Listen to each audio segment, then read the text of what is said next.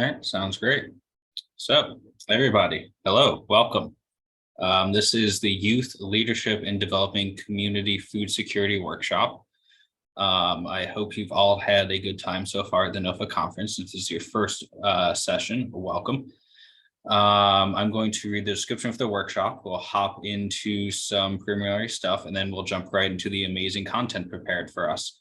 So how can land access and soil health education empower young growers to feed and care for their communities? In its sixth season now, Tapley Garden has been using organic no-till growing techniques and community soil science to develop year-round food security led by the youth.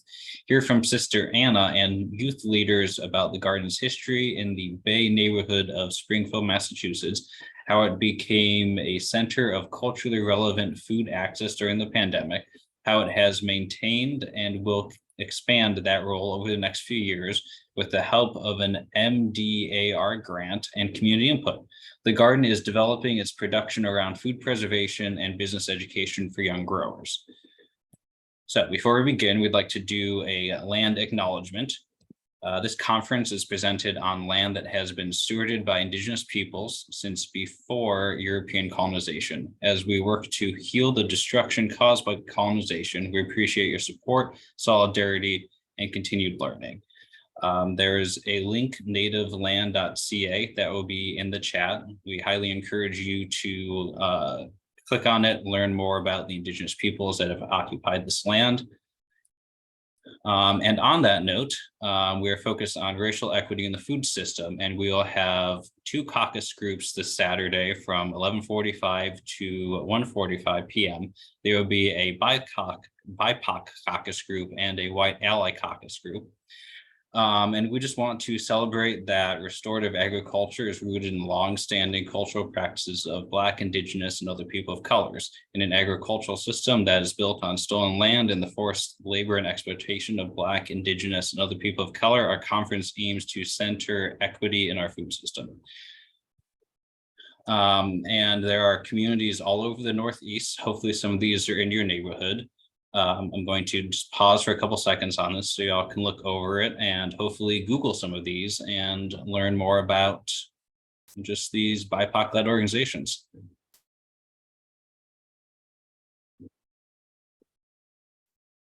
Okay, and thank you to our partner level sponsor, Stonyfield Organic. The next couple of slides are more sponsors who have made this conference possible. I'm just going to pause for a few seconds on each one so we can look at them.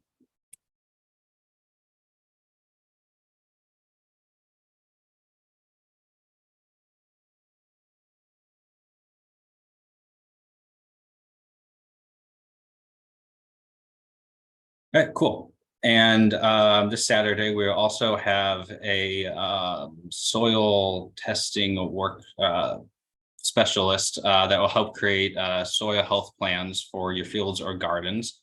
So feel free to stop on by and visit their soil health table. There'll be a team ready with microscopes and recommendations.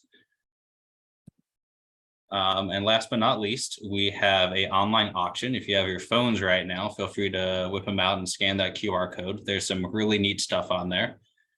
We'll also circle back to that at the end of the workshop too, if you don't feel like you have time to dig into it now. And with that, I'd like to turn the time over to Sister Anna. All right. Well, good evening, everyone. Thank you for joining us.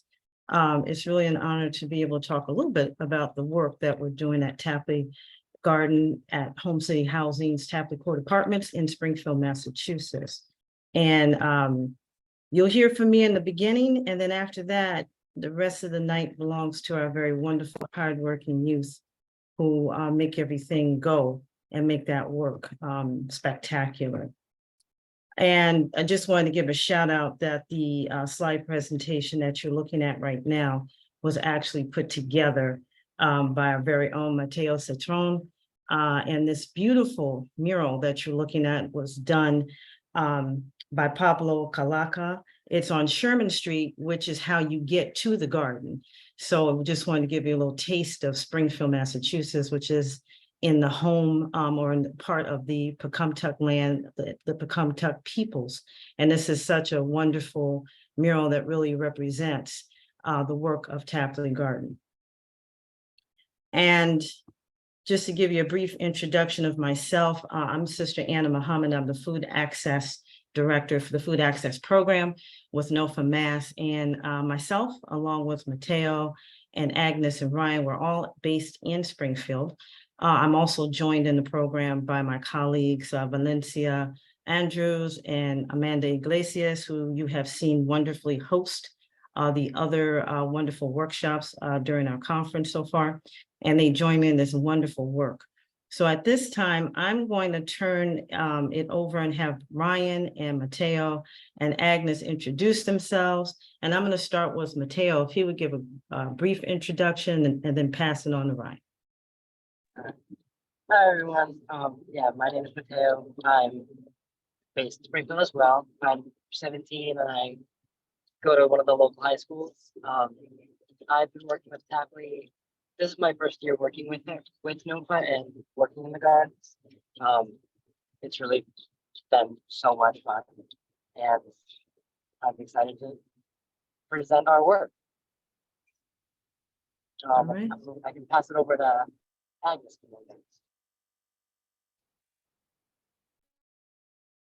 Agnes, go ahead and take yourself off of mute, and I have you off mute on my phone.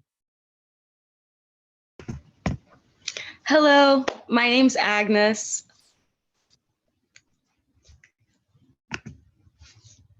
And Agnes, you want to give a little bit more about yourself? So I've been working at the garden how many years now? Ooh. Let's say six. So I've been working with the garden for 6 years. I was also there when we first started the idea of seeing a garden. So I've seen the space before it became a garden and all through the duration up to now. And Ryan, go right ahead. Hello, I'm Ryan. I'm 17. I've been working with this garden for 3 years. I saw it when it was still a little bit young, and watching it go through the major changes that it has is very, very enlightening. And yeah. These three wonderful and very hardworking youth really represent the heart of the program. We couldn't do it without them. They are indeed what I call the energy source, but they're also the drive. And when you look at these wonderful groups of pictures on this slide, you see all the different facets of the garden, from the children that come in with their parents to the youth, and then it branches out to the different farms and other community members that we visit and participate in. And so this is food access in action. And when you have youth really at the foundation of that, it expands and really helps the community. So it's definitely a pleasure to be able to work with this group. Just to give a little bit of history, and then Agnes will take it away from there. The Tapley Garden started around 2018 with a group of 10 families that reside in Tapley Court Apartments in Springfield, Mass. And that's part of the Home City Housing portfolio of apartments that are throughout Springfield. They wanted to start something, be able to grow food that either they grew up with or is from their homelands. And so Carol Souls approached NOFA to assist with some of the technical assistance work. They secured some funding, and for a period of, I'd want to say 3 months, these families met consecutively at Tapley Court Apartments. Agnes was a big part of that, and planning out very meticulously the garden, what they wanted in it, how they wanted to look. And Home City Housing has been a big support of that. Over the years, just with soil health work and just with diligent work, the garden has just grown and yielded more and more each year. And with that, I'm going to turn it over to Agnes to talk a little bit more about the planning, what she experienced, and particularly in those early years. So Agnes, go right ahead. Hi, so as Sister Anna mentioned, in 2018, a group of people, we were deciding what we want to do with the space. That would be, the garden's located where the parking garage is, and there was a lot of land, and we felt like it wasn't being put to use. So everyone decided it would be great if there was a garden. Gives people things to do, helps bring a nice like view in the community, and brings people together. And most importantly, like she mentioned, a lot of people, a lot of vegetables and things that they grew up with, they don't have like easy access to them. So they thought it would be a good idea that they can grow their own vegetables. At the beginning, we met once a week at the very beginning, and then every other week, and we just brought ideas and talked about what it would be like to be to have a garden in the area. We never thought it would be to how it came now. We thought it would be like really small and just like something just to do. We didn't think the amount of food we'd be able to grow now, the amount of land, and honestly, it's just, we never imagined that would be this big. So at the beginning, some other people in the building, they were like hesitant coming out to the garden. Not a lot of people knew how to grow food. It was really intimidating. Throughout the years, people have gotten more accustomed to it.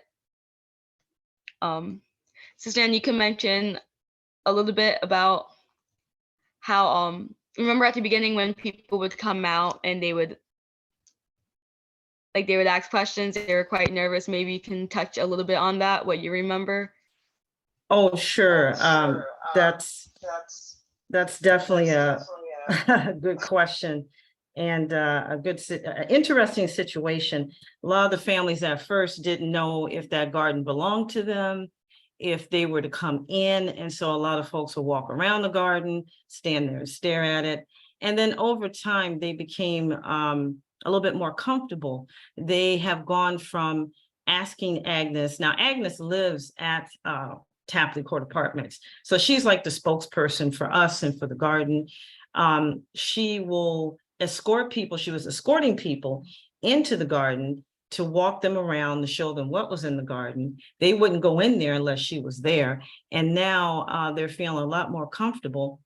They actually will ask her, well, what's in there? What's available today? She'll tell them, and they'll go down there and harvest it themselves. And I've witnessed that and have experienced that firsthand. They'll come to me, hey, Sister Anna, what's in the garden today? Is there anything ready to be harvested? I'll tell them, point them in the direction, and they go right ahead and help themselves. So we see, the families now are really feeling that this is a part of them, this is a part of their household, and really that it's their garden. We're there to be caretakers for it. So that is definitely a good story there, Agnes.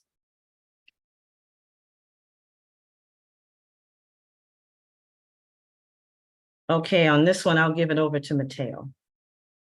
Sister Anna, just real quick, sorry, Mateo, there's a gray box over the top of your presentation. Maybe you have something open that's over it. Yeah, I can't do anything about that.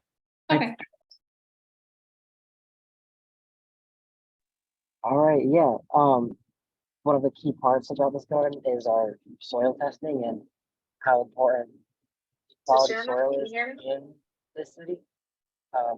Especially being in such a large city, like there's so many humans in that space that with that and it being placed in between an apartment, a super busy street, and a parking lot, a lot of there's a lead issue, and we've had to monitor our soil way more than somebody up in Northampton or somebody out in the middle of nowhere where they've got beautiful, nice dirt. But with that, we use a microbiometer, which I really like. It's been so much fun using that.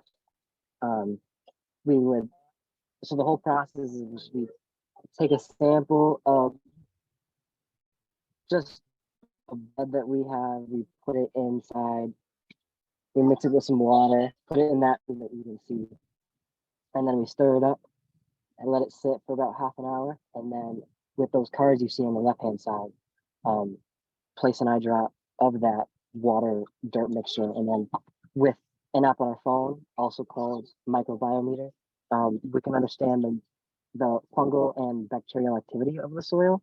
And that test was that screenshot of a test is just from one online. That is not ours. But it just gives you an insight on how that app works. This specific screenshot says that there's 57% fungus and 43% bacteria. So that means there's slightly more fungi activity than bacterial activity. And that's kind of the same. I think that's how our garden works. We've got a lot of mushrooms happening, and they're so much fun. We've got the stinkhorn, the little like tube orange mushrooms. I think those are super cool.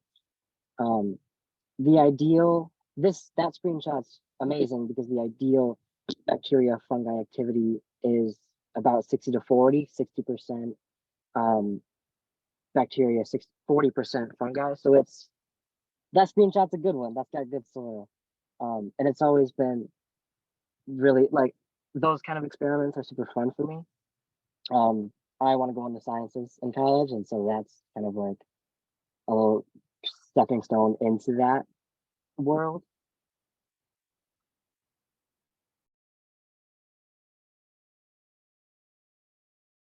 I think Mateo may have mentioned this. We actually have been working in his high school at Central High School, and a few youth along with Mateo have come over and they're working this summer. They work with us all year.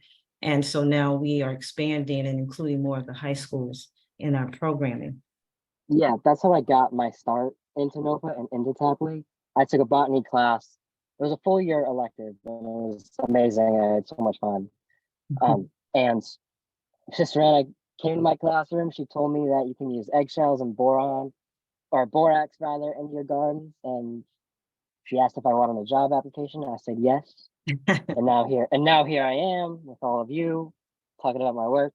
But soil health was my intro to this, and it's been a lot of fun. This particular side is super cool. I had a lot of fun learning about this. This is mushroom compost, and specifically spent mushroom substrate. It's the material that after the mushrooms have grown a couple of times, like 2 or 3 kind of mushroom cycles, that the medium that those mushrooms grow in is an amazing slow release fertilizer, and a lot of small scale gardeners are able to use it in their beds. We've used it. We had this woman named Melissa come over and bring blocks full, like we had a mound of this material. It's usually like straw. It kind of looks like straw and oat hay kind of situation. It doesn't look good, but it's great for soil. That bottom right, there's so many benefits to it because it is the slow release fertilizer with all these macronutrients for your soil.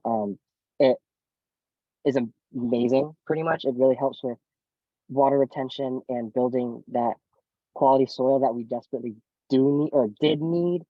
Tapley, now it's been 6 years, and over that time we've built up some super quality soil to the point that our eggplants are huge right now. I've got my own home garden. We only got like 2 beds, and our eggplant is like tiny compared to what Tapley's got. But it's all because we've got such great soil. And that, it's a testament to the work. That's 5 years of building up soil at first. Our eggplants, we hardly got any.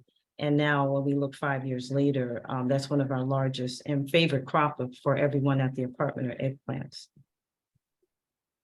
100%. Yeah, everyone's waiting for those, along with the gandules and the garlic. Ryan, you want to talk a little bit about the food security side of the garden? Yeah.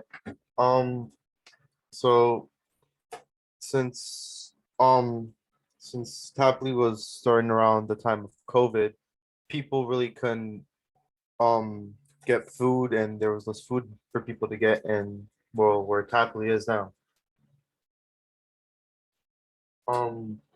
So this garden is for people that didn't have enough money to buy food or couldn't get food, so that they can have amounts of food that they don't like, so that they don't like have to go out and grab food from the grocery store when they can get fresh food that is grown at the garden. Um, and it's thanks to that a lot of people were able to eat, and have a good source of food, things like that. At the beginning of the program, we had anywhere from 15 to 17 youth. And Ryan Mateo, you can bear witness that that garden really is too small for that many youth. Yeah. Yeah. So when COVID hit, we scaled it down to 6. And really people actually began to look forward to having that food brought in. Folks were waiting for it, would ask us when was the next time we were going to harvest. So that now the garden becomes really a source of food security for a lot of the families. And Tapley Court Apartments is located in an area that does not have a major supermarket like a Shaw's, Stop and Shop, Big Y, or anything like that. Most people have to go a distance to go shopping, even the price right. You have to take the bus in either direction to get to. So it made it very, very convenient and easier and helped in the access for food. Okay. Ryan or Mateo, you can actually talk about this one until Agnes gets back on.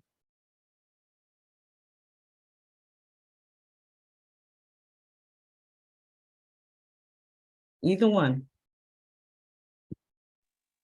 I can do this one. Okay. I love this part. So yeah, as we were saying before, earlier, like 15 wasn't the right number, but now I feel like this 9 that we have right now, this season, is perfect. And as a whole, we're all so different. We're anywhere from 11 to 17. Girls, boys, middle school, high school, different high schools, different middle schools. We have 2 homeschooled girls, and they're like the sweetest ever. But it's just been so amazing to have all different kinds of people. And with that, everyone has different knowledge of being in a garden, different experience levels. And like it's been so much fun teaching kids my age, like the difference between hot and sweet peppers, like aeration and soil, how important soil health is. Like that's because I've been working with Sister Anna since the wintertime, so I have a bigger leg up, I guess, than some of the other kids here. But like I've been a great resource for them, and I've kind of felt so honored. But with that, we all have the same, like, we're all working towards the same thing. We're all working towards giving these people the food that they need and being this incredible resource for them. And that I feel like has been so powerful. That's like the reason that I'm there every Monday, Tuesday, Wednesday, and especially when my whole family goes there. I'm the oldest of 4, and I've got 3 little sisters, and all of us, me, my mom, and my little sisters are all a part of this garden. And that, on a personal level, that connection and having my family there working with me has been super, like, I love that. I feel like that's like made our bond so much stronger. It's so much fun meeting different kinds of humans and learning from each other. I think that's one of the most important things to get out of being from Tapley Garden. Ryan, you want to add anything? I don't think I can add anything because Mateo really touched on a lot of the important things of this and really hit all the marks. Mm-hmm. He did a pretty good job. And I think these pictures represented that because you see all ages there, from Mateo's little sister to the picture you see with Mike, one of our newer youth holding garlic while we were at Many Hands Farms. And then you're looking at Briasia who we call the mistress of the soil health proxy test, performing a test there, and then one of our newer youth as well. We have all ages, all groups, and when I say that Mateo brings his entire family, his mother, his grandmother, and his little sisters come out, and really the garden is for families. We wanted to show you a quick video too of kind of what the work looks like for us while we're out there.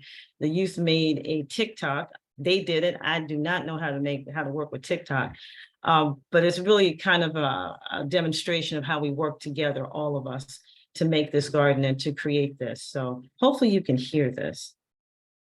Up like a glass when you pour it all out. If you know me, you know I'm mine. Someone like me is hard to find. No mistaken if I am there, well aware you are always mine. All right. So definitely, Mateo, I think you and Ariana put that together. That video, I always think, is representative of our work together as a team. Up like a glass when you pour. Okay. So Mateo touched a little bit on the high school collaboration. Mr. Wilkins, who actually knows one of our board members, Viandi, came to me and asked, would I assist and come over for their Garlic Fest? And from there, Central High School has really played an important role in the garden, right along with Putnam High School, where we have a couple of youth, including Ryan, that are there from that school. And hopefully in the next year, we will also have high schoolers from Commerce High through their science courses. And I want to give a shout out to Mary Burt, that is the botany instructor that Mateo was referring to. She allowed us to do starts in their little greenhouse, and those were beautiful starts. And they gave us very large, lush plants. And Central also started a garden club. And Mateo, did you want to talk a little bit about the garden club, where it is now and how you see it relating to Tapley Garden? For sure. I started, like, it was poor timing for the start of this club. But regardless, I started it probably around the winter time. And it was just because this was before we got to work truly in the garden, and we were still kind of planning what we were going to have this season. But me and Ariana, Mr. Wilkins and Miss Burr all created this as a way to kind of because pre-COVID and post-COVID, the courthouse that we have that has about 4 by 8 beds, no one really uses. It feels like a dead space. And with working in this new garden and quickly having so much new knowledge, I was so upset. I wanted this space to be so much more communal. And we have the resources, we have the ability to apply for grants to make that such a beautiful space, and to have kids learn how to garden and learn where their food comes from was so important to me, which is why I started Garden Club. And we only have a couple members right now, and it's really only people that were like sort of interested. The plan is to really kickstart at the beginning of this school year, plan in the winter time, and then really prosper in the spring and summertime. The building's open year round, so we're able to have year-round access to that courtyard.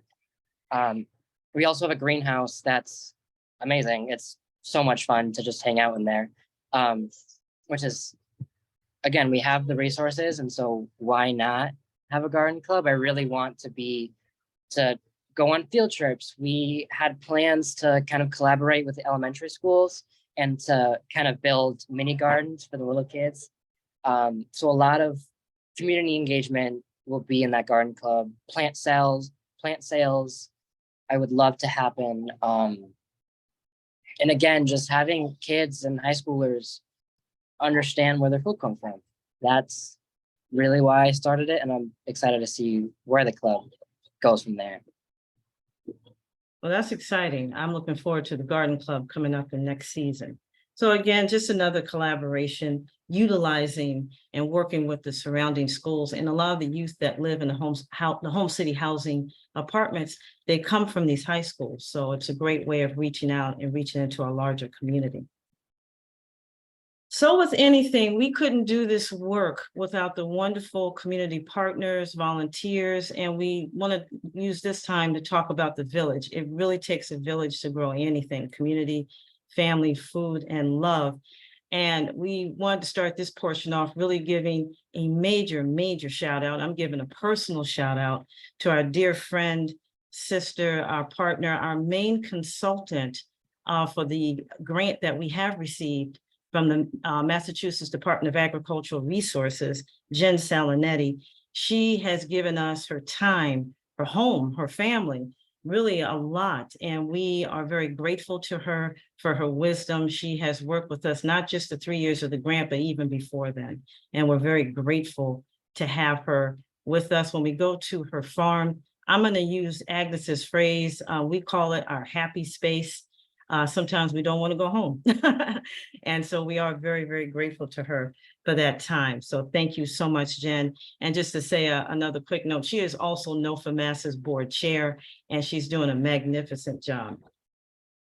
Ryan or Mateo, do you want to talk about our other partners that have really stepped up to the plate to help us out and lend a hand? I don't mind talking about this. So our other partners and other people that have visited the farm or revisited their farms. One person that helped us out and did a lot was Frida Mayfield. She works as a science teacher, I believe. Am I right, Sister Anna? Yes, she works for the Amherst School District. Yeah. She came to our garden and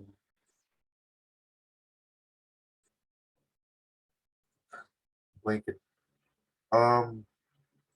She told us about a herbal medicine. Yeah, she's a herbalist. She told us about herbal medicine and what certain herbs can do for certain things, like how like types of medicine they can be used for. Um, she gave us some herb plants, I think, and tomatoes as well. Uh, Mateo, do you want to talk about the next one? Yeah, before I talk about, I actually don't know how to pronounce his name. Beyond. Beyond? Beyond. Okay, cool. Mhm. Beyonde, cool. A little more on Krita. She's, yeah, a science teacher at Amherst Regional. She works with elementary schoolers, elementary to middle school. And the biggest takeaway from her is the importance of an added value product. Recently, a bunch of workers at Tapley hung out with her and got to kind of understand, I guess, the science of marketing, the how consumers react to warm colors and cool colors, and how to build a label that'll reflect the product that you're selling. We have hopes to sell some salsa, and I think you guys have done sofrito in the past. And so doing something very similar, maybe we were talking about doing some like hand lotions with Valencia and making like, again, like some kind of medicinal products with the herbs that we have. She's been super fun. But yeah, Beyonde? Yes, you're saying Barisma? it right. Mhm. All right, cool. He, I met him at the winter conference. He was cool. This picture specifically was a 2022 demonstration on how to make IMO 3 and 4. It's, from my knowledge, like a superfood for vegetables. And with this work, I've really understood the importance of quality soil giving you some quality food. If the tomatoes that he had, that he used, that he put IMO on, just like were ginormous. Again, this is my first year, so I don't necessarily know too much about this, but I know it's a superfood. I know it's a really great fertilizer. And again, I think he may or may not have plans to come back to Tapley and do another demonstration. it would be amazing if we could, but this kind of stuff is super interesting to me, especially because we do have such a big emphasis on soil health. And then last but not least, Julie and it was Jack, I believe, from Many Hands Organic Farm up in Barry, Mass. This was a recent field trip that we all went on to visit their farm and to work with them. That was my first experience truly learning how a farm worked. Obviously, like I always heard, like, oh, living off the land, da da da da. But I have never lived that. I don't know what that means on a personal level. And after leaving Many Hands, I truly knew what farm life was, how you can be 100% reliant on the land around you. Even all 16 of us, they hosted a beautiful lunch spread. I wish I took a picture. I wish I could show you guys the spread we had, but I've never had veggies that tasted like that. I've never had like fresh, oh, I picked these 20 minutes ago veggies to have in a salad, or the chicken that was killed earlier that morning and I'm eating it right now on my plate. The level of freshness that we had at that farm and that had that lunch was something that I've never had before, and it was amazing. Julie was super cool, and the whole farm was cool. And I think another takeaway that you mentioned to me, Mateo, I think you mentioned it to the group, is that you all would never complain again about the work at Tapley because Yeah. we got worked at Many Hands Farm, right? We got there at like 9. So from 9 to 12, 12 to like 1, we had lunch, and 1 to 3, we were working, and then we left. Straight work. But the food made up for it. I knew that if we worked hard, we'd get fed well. So it wasn't a problem with me. I had a lot of fun just by being real tired after that farm life. Mm-hmm. And Mateo, I'm glad you mentioned farm life, because in both instances with Jen and with Jack and Julie's farm, to be able to see a working farm that's organic, no machinery, no till, Yeah. and in small areas, it really bears witness of what you can do even in the city. And so all of our field trips tries to mimic the work that we do in the garden. We go out to one of the farms, particularly Jen's and Jack and Julie's and Just Roots, just to see, okay, we do this work on a small scale. What does it look like on a larger scale? What does it look like when you're growing for profit now and to make a living?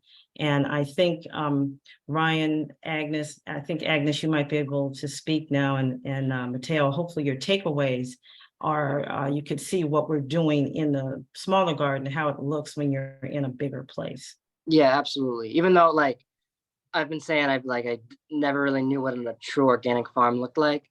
My work in Tapley, my work in my home garden, just general research, I still had those skills and I still knew what I was doing on the farm, even though it was on such a bigger scale. I knew how to mulch, I knew how to weed, I knew what was what, I knew the connection each plant had. The skills are still applicable it doesn't matter what scale you're on. Mm-hmm. That's right. And with Viandi being another board member for NoFamass, who jumped in both hands. And to answer your question, Mateo, he is going to come back and work with us on the other IMO applications, along with John Duke and Ruben Padilla, who's also been a big support of the information on the SMS, the mushroom substrate. He's been working with us on that through another grant. And so Ruben and Melissa really have come out and added that next layer of soil science to our work. And the youth have gotten a great deal and they work with them on it. And it's really a joy to see that. And then Karita, she's new to our community, to our village, and bringing that business of value added, because part of the MDAR grant is that at the end of 3 years, we will have some sort of value added product. I think it's the salsa. We'll be canning that real soon in the next few days. Mm-hmm. And so that could be our product. It could be an herbal product. We do grow a lot of medicinal herbs. And so she's really showing us how to package that, how to market that so that we can go to market, which the youth have done in the past. family bonds and families in the gardens, period, are very, very important. And as you can see here, Mateo, these folks look familiar to you, right? Yeah, the little sisters I was talking about earlier, those are mine. From on the bottom left is Maya, she's 1. The one carrying the wheelbarrow is Nina, she's 3. Oh, and the little girl earlier in the slideshow, I think she was holding up a little watermelon sign. That's Lenny, and she's 8. But especially for me and my mom, it's been so important to have our girls up in this garden to, again, know where their food comes from, to learn about different kinds of foods and maybe even exotic vegetables that we don't really have in our home, but they are at Tapley. That knowledge, that garden knowledge, that sense of community with these seemingly strangers, and the exposure to this garden and to getting dirty and to living among these fruits and vegetables is super important. I've noticed I moved to Springfield in my freshman year. Previously, I was up in the Pioneer Valley, East Hampton, Northampton area. And the difference in the kids I see around me and their level of open-mindedness to different foods is insane. In Springfield, there's a lot of food deserts, and a lot of these kids, like the families from Home City Housing, don't have access to these fresh produce and don't know what a real heirloom tomato looks like, or I can't think of another example, but the moral of the story is that these kids up in East Hampton and Northampton that have the River Valley Co-op and all these farmers markets and have this exposure grow up and then are scared of fruits and vegetables. Their palate is smaller. They are used to these processed foods. And with that, they're also not getting necessarily the nutrients that they always need, which could cause a million health issues. And that could probably be a whole different seminar. But long story short, it's been so important for our girls to live in this because we want them to grow up to love the earth and to love gardening and to love fresh foods. It's been so much fun for me, and I want it to be fun for the little girls when they grow up and have this background from these memories from their childhood. Mm-hmm. And Ryan, you can kind of testify to some of this. When you first started with the garden, you like tasting things, right? Yeah, because everything was so different and it tasted also fresh. So, it was good to have like a different sort of And food taste. And what's the favorite thing that you and a couple of other boys like to taste in the garden? Can you say that again? We like our What's your- tomatoes. Yeah, but what's your favorite thing? I mean, you and Messiah, The hot dual- peppers. yes, talk about those hot peppers. So I don't think there were many before, like, I think it was before me and Messiah joined the garden. I don't think there was not a lot. I think there were jalapenos, and I think that was it. And me and Messiah begged Sister Anna to grow more so we can taste more hot foods and things like that. And see where like how it all starts, because all hot foods, hot sauce and stuff like that come from the peppers and stuff. So it's good to like see where it all starts off. And yeah, we've even eaten some of them too. They do sample all the hot peppers. I think you all survived the Carolina Reaper. Did you try that one? I don't think we did. Okay, but I know you tried either the Ghost or the Habanero. One of those didn't work well with you all. I think Messiah had one gut. I think when he was eating one up, some of the hot sauce extract got into his eye, like the yeah. So just to encourage curiosity about what's in the garden, what it tastes like, Ryan and another young sister, Ayla, they are the garden's official tasters. So when we need things tasted, they will taste it and let us know how we're doing. I wanted to bring forward a comment from Agnes because she's still having some technical issues. She wanted to mention that she's noticing an exchanging and sharing of cultural foods. Families have been sharing their cultural recipes with one another during the year, and they're using the vegetables from the garden to make those dishes. And they've gone over to each other's homes at Tapley Court Apartments to demonstrate, well, this is how I make it, or this is how my family makes it. And that's another great site. We have families from different parts of the world, so we try to mimic or plant those things that they are used to eating or like to eat. So this year we have gandules, we have more ají dulce, courtesy of Valencia, we have African sugarcane, we have corn, more traditional foods that different family members are looking forward to. We have callaloo again this year. And so whenever we begin the garden, the youth plant it, but they plant it in consort with the families who live at the apartments so that they can come out and get the foods that they really enjoy and that they enjoy making. And pretty soon we're going to be having a wonderful class on sancocho with one of the families. We call her Chef Madi. She's the one that taught us how to make that beautiful sofrito, and she's going to come back in a couple of weeks and show us how to make sancocho using the vegetables that are in the garden. So the references here is referring to that one slide on composting with mushrooms, the substrate. And some of that substrate, I believe, and Ruben, you're on the line, you can bear witness if we're correct, is coming from Nicotera Farm, which is in Western Mass. They will be at the conference on Saturday, so stop by and see them. And it's a wonderful experiment, and we're looking forward in these 3 years to see the results on our plots and on our vegetables. So as we continue on, the journey continues. We've mentioned a couple of times that we do have a grant from MDAR, the Massachusetts Department of Agricultural Resources.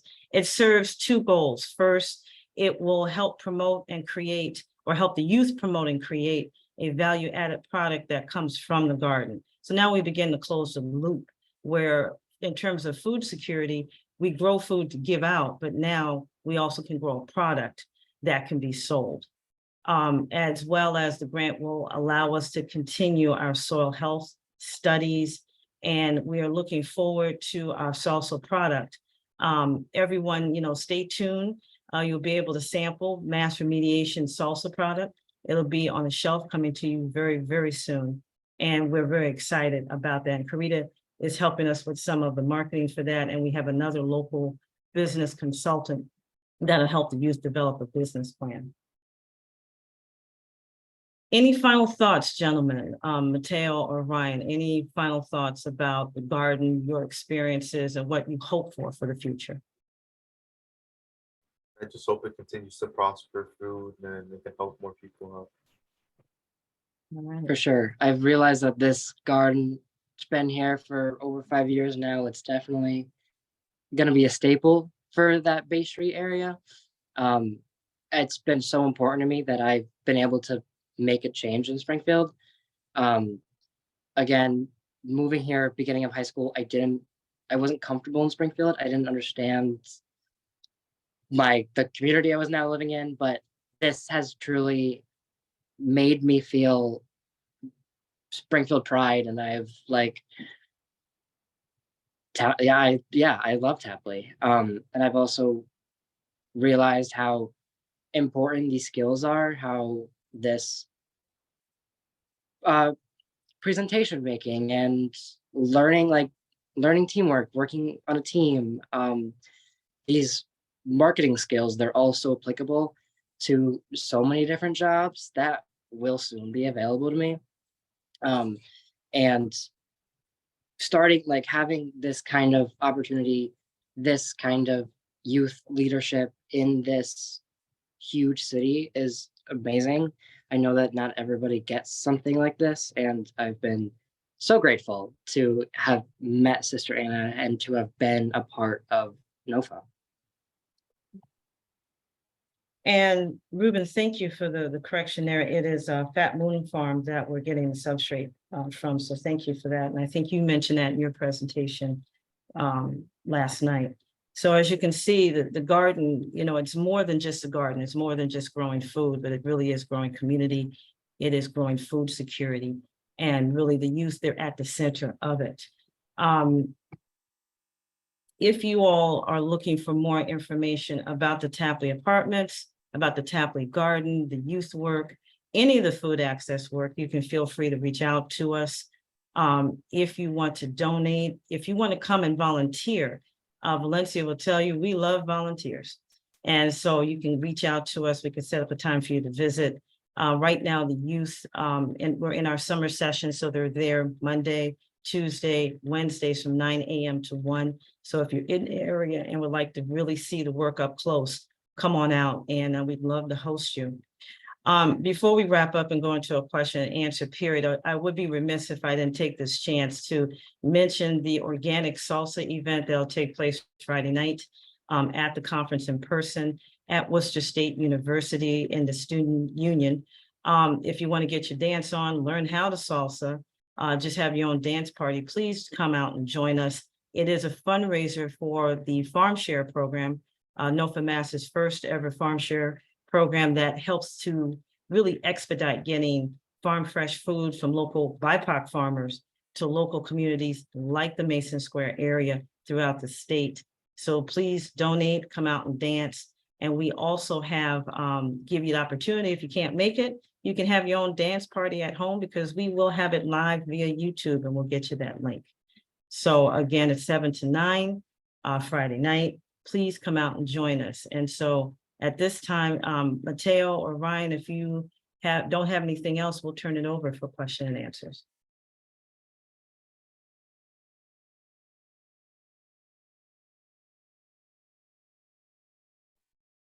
And Sarah, I don't know if anyone had any questions, but I can turn it back over to you.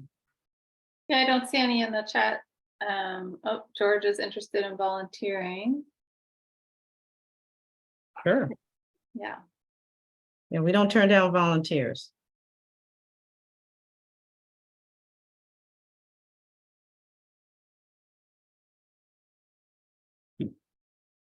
All right.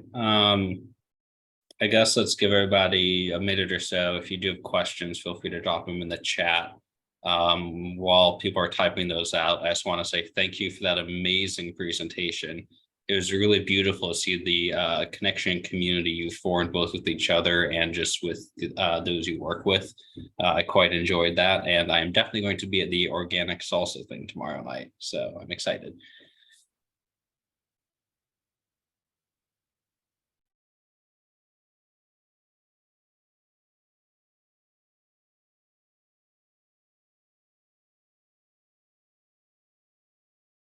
I have a question. I wanted to ask maybe Mateo or Ryan or Agnes, if you're here. Yeah, for sure. Like, how do you, I know you were talking about the high school club, and you all love the gardens and you love plants and growing food and soil. I'm curious, like, how you encourage other youth who maybe are more skeptical or not interested. How do you share your enthusiasm and rope them in? I know at Central, I've got my foot in about every single door possible. If I'm class president on a sports team, I do theater, like I'm in all of the areas. And with that, I know a lot of people. And with knowing a lot of people, I'm very persuasive. So worst comes to worst, I will, okay. I don't force that, but I highly, highly encourage. And I'm always like, hey, come check out our greenhouse. I bet you didn't know we had a greenhouse. And they're like, no, we didn't. And so I always like, will be promoting any time I can for botany class or for garden club or for hanging out in the courtyard. My goal before I graduate is to make this space as accessible as possible. And I just, getting the word out to anyone who wants to, I think has been the biggest thing. And because it all kind of starts with somebody like dragging you along and then you're suddenly roped in and then forever locked in. So that's been my plan. That's how I do it. All about the relationships, huh? For sure. Need those connections. Mhm. Mark, do you want to grab George's question in the chat? Oh, yes, absolutely. So George asked, what introductory resources like graphics or collateral material do you have that I could present to Brockton Public Schools? It looks like George is working with the city planning office and public school systems to spread green across the Brockton area. You know, George, I can get with you probably next week to give you some of the things that we've used to talk about the work the Tapley Garden. The full name that we call is the Youth Agricultural Scientist Program. So I can point you to some of the information that we have on that. I'll give you my information so that you can we can talk directly. But it's good to build a relationship. I think what Mateo and Ryan and Agnes have mentioned are the relationships they've built with one another and then built with the community. And that's very important. And particularly when you're dealing within city, city agencies and community agencies, it's hard to build that relationship. We have another program, Open Pantry. There's a garden at that site. It's a little farther down the street in Springfield. And that's a great partnership between Open Pantry, ROCA, which is another youth organization that works with at-risk youth, and Arise. And they all work with that garden together. We have some youth that come out now.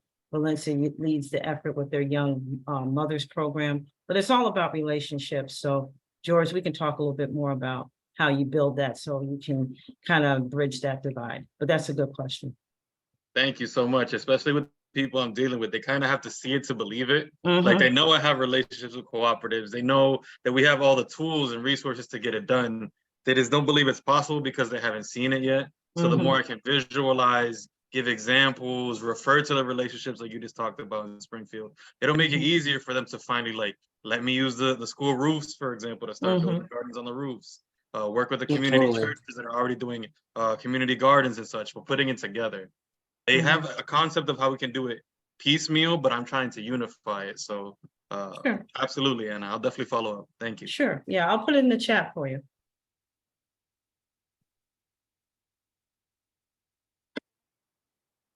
Cool. Any other questions? And I think we're in a small enough group that if people wanted to, they could just chime in with their voice.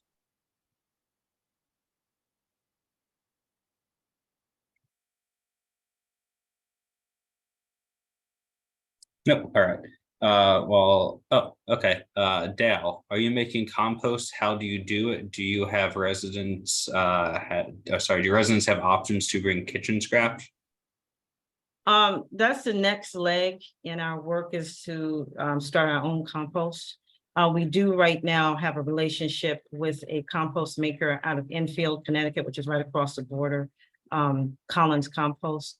And so we'll be working on how to build that in the next, probably in the off season, so that we can begin to develop our own. But we can get kitchen scraps, not just from the families that live in the apartments, but Home City Housing has their own community center. They've allowed us to do different experiments there in the community center. So we have access in more than one way to get that.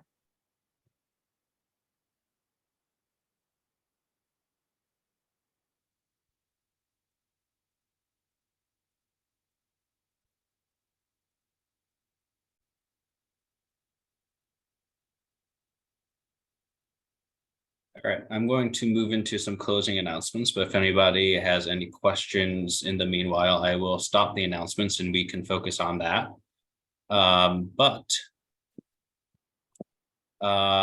First off, now is a great time to give us some feedback about the session. I know I personally enjoyed it. I hope everybody else did as well. We're going to drop a link in the chat for the evaluation. If you can't get to it now, don't worry, but the sooner the better. And secondly, there is that online auction that we focused on in the beginning. There is some amazing, incredible items.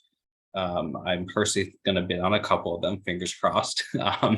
But the auction supports year-round programming and advocacy work. So if you're able to, please bid generously. And it looks like we got two new, the messages are the links. Okay. Yeah.